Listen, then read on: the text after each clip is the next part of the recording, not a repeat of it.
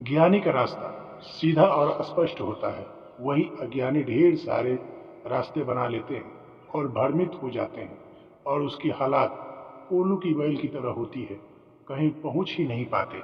अगर आप चाहते हैं कि आपका बात ईश्वर तक जल्दी पहुंचे, तो शिकायत की बजाय शुक्रिया करने वाले की लाइन में लगना।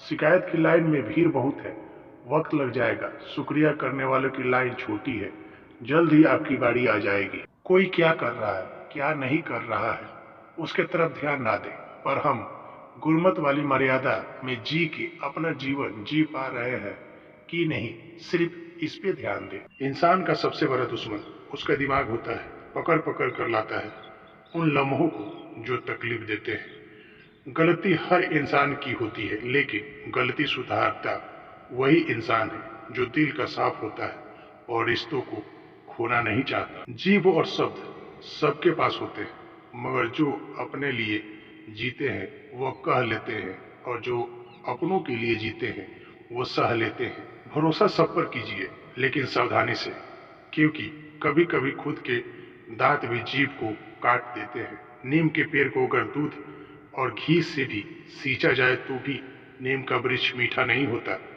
उस प्रकार दुष्ट व्यक्ति को कितना भी ज्ञान दे दो, वो आदमी दुष्ट ही रहता है। दुनिया में सबसे खराब और सबसे भयानक आवाज उस औलाद की है जो चीख कर अपने माँ बाप से बात करता है। मनुष्य का असली चरित्र तब सामने आता है जब वो नशे में होता है। फिर नशा चाहे ध्यान का हो, पद का हो, रूप का हो या शराब का। भक्ति कभी न छोड़िए, चाहे निंदा करे संसार।